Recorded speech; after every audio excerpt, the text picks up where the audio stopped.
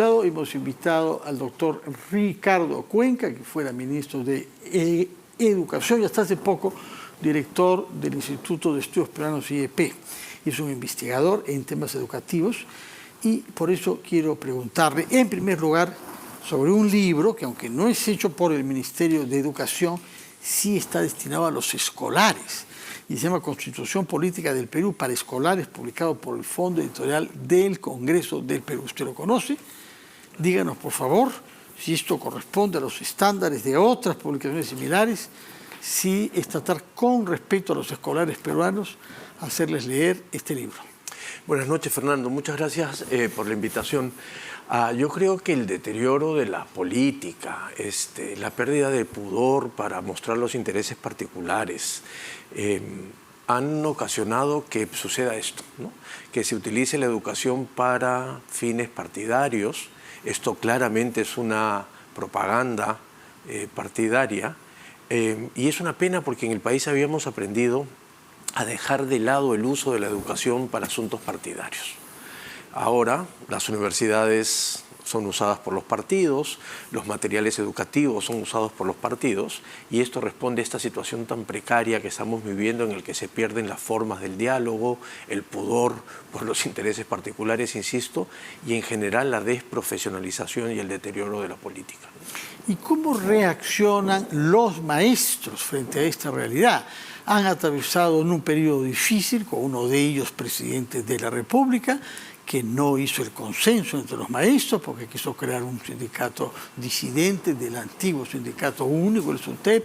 ¿En qué situación se hallan los maestros y qué perspectivas hay para la carrera magisterial?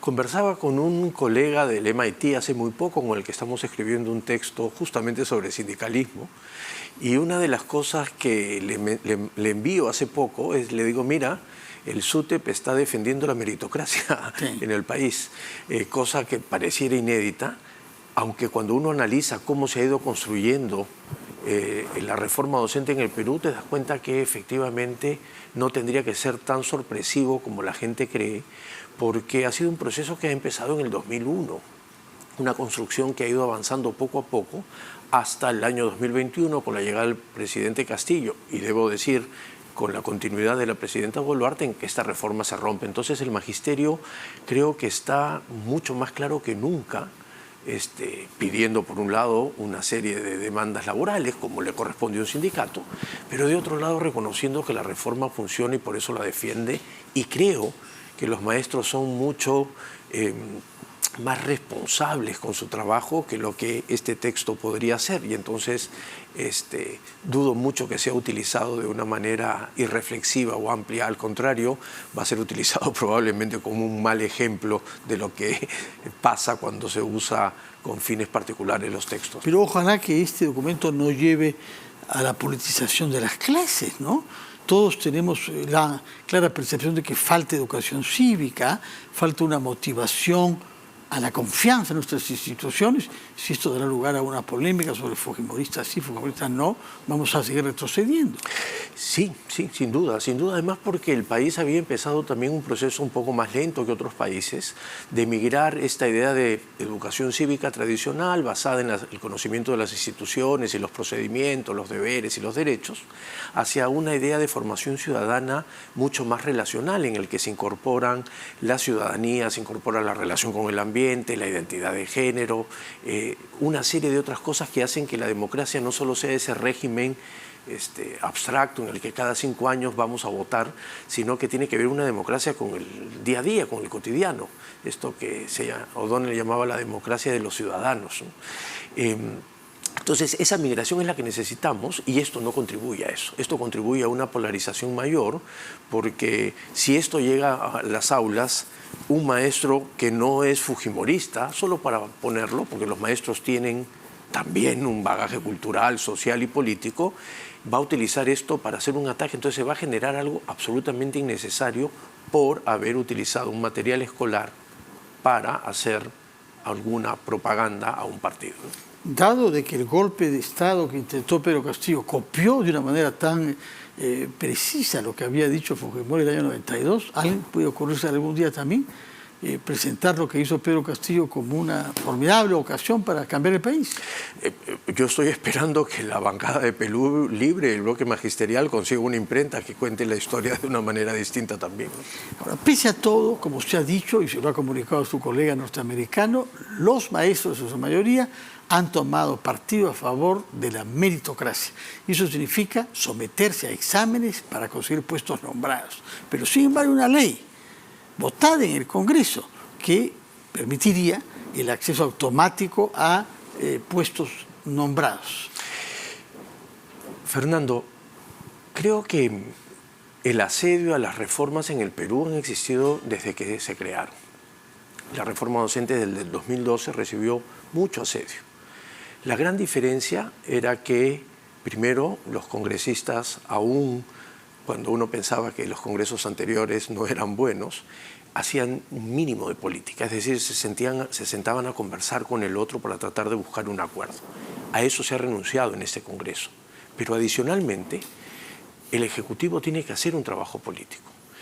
Para otro trabajo que estamos haciendo, estoy haciendo el recuento de la cantidad de proyectos de ley que tratamos de influir que no salgan al Pleno del Congreso, entre ellos uno de estos parecido, pero a punta de trabajo político. Eso es un trabajo del Ejecutivo también. Hablar con las bancadas, convencer a los especialistas. Claro, y explicarle y decirles esto hace daño, busquemos una salida, presentamos una salida nosotros para que se reconozcan los años como un puntaje adicional para aquellos que han sido contratados tanto tiempo, pero que no se renuncie a la evaluación, porque siempre hay salidas posibles. Pero hay que hacer un trabajo político. Si el Congreso, así como en la reforma universitaria, la cedió desde el 2014 que se aprobó, pero siempre hubo un respaldo del Ejecutivo tratando de frenar. Ahora la reforma universitaria acabó delante de la paciencia y hasta el gusto de la presidenta Boluarte y su gobierno, que mantienen al superintendente contra reforma, que saca un decreto supremo para debilitar el sistema de acreditación. Hay que decir que con el apoyo de algunas universidades y algunos rectores. Y con apoyo de algunos... Nada menos que la de la San Marcos. Exactamente.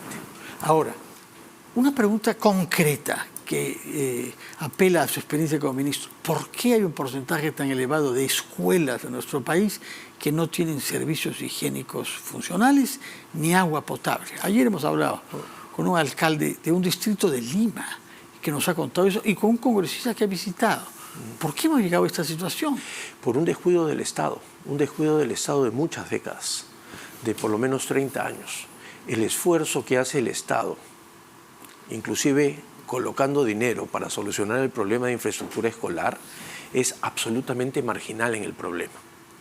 Yo en 8 meses y 19 días y no podía creer que me avisan para ir a inaugurar un colegio en Lima, en Comas, que tenía conexión a agua potable recién después de 12 años. En Lima, 12 años. 12 años.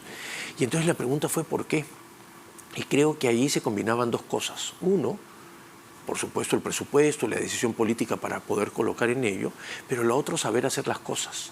Este colegio no tenía conexión a red pública porque el convenio previo que se tenía con Sedapal era que solamente podían conectarlo a la red pública si había X cantidad de metros. Este colegio estaba un poco más alejado de esa troncal y entonces se hicieron las gestiones para modificar eso y decirle, colabora también y así esté más lejos de tu troncal, no podemos dejar sin agua un colegio. Entonces, ¿qué quiero decir con esto? Que además de voluntad política, porque el problema es muy grave, se necesita mucho dinero para hacerlo, para cortar estas brechas después de 30 o 40 años de descuido, tiene que sumarse además a ver cómo aprendemos a solucionar los problemas haciendo profesionalmente las políticas públicas, ¿no? De acuerdo. Para no cansarlo, una pregunta final sobre un tema delicado, que es la cantidad de maestros que se hayan implicados en casos de abusos y particularmente sexuales. Ha habido un cierto pudor, una cierta discreción, una protección de nombres en esta materia. ¿Cuál es la actitud que debe tener el Ministerio frente a esta realidad? Absolutamente dura y firme, porque no pueden estar en las aulas. Estos profesores no solo no pueden estar en las aulas, sino que ante el menor indicio de violencia sexual o cualquier otro tipo que está tipificado en la ley, tendrían que salir de las aulas, inclusive mediante, aun cuando estén en un proceso. ¿Por qué razón? Porque es muy fácil que las cosas siempre tengan un vericueto jurídico para poder mantener algún status quo, pero yo creo que en eso no podemos retroceder y hay que ser absolutamente firmes, ¿no? Y lo otro, que probablemente es un poco más complejo, es que se necesita tener absoluta claridad que hay que ajustar las normas de contratación y de carrera docente. Así como hay profesores que se ha descubierto que han cometido un delito estafando con sus certificados. Sí, con títulos falsos. No solamente profesores, lamentablemente. No solo. Es porque, claro, cuando llega el momento en el que no aprueban el examen, aprueban el examen de contratación, hay una cuestión excepcional que termina siendo una contratación por expediente, y eso es el problema, porque allí es imposible que un UGEL pueda evaluar con el detenimiento que se requiere cientos de miles de expedientes, y la verdad es que, lo que siempre digo, Fernando, es que cada marzo de cada año, independientemente de lo que se decida o se deja de decidir, 8 millones de estudiantes y medio millón de profesores empiezan un año escolar. Y si nosotros no hacemos algo para que ese inicio sea mejor, lo único que va a suceder es un proceso inercial en el que las cosas no van a mejorar.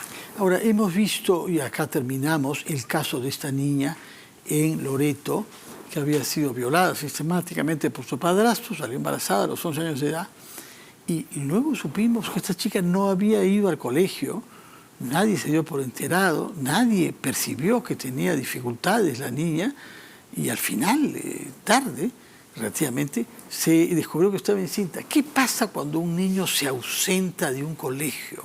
¿No es una responsabilidad también de averiguar, llamar a la familia, saber qué está pasando? Absolutamente una responsabilidad del Estado, absolutamente responsabilidad de la escuela, de los maestros, de las maestras. Pero más grave aún, Fernando, es una responsabilidad de toda la sociedad. Cuando en una sociedad creemos que 49 muertos no son motivo para nada, o una niña que no va al colegio y es violada sistemáticamente no es invisible a nuestros ojos, el problema es de la sociedad peruana. El problema es de algo que nos está pasando y no nos estamos dando cuenta. Preferimos ver cualquier otra cosa, pero no al que está al lado nuestro. Y entonces estos 49 muertos son invisibles, esta niña que no iba al colegio y sistemáticamente ha sido violada es invisible, y terminan siendo invisibles muchísimos otros compatriotas nuestros, y eso es lo que debería cambiar. Contamos con usted, señor Cuenca, para que no nos deje dormirnos y más bien mantener los ojos bien abiertos frente a todo abuso, en general de derechos, pero muy particularmente abusos de los niños. Muchas gracias por su presencia acá. A usted. Y muy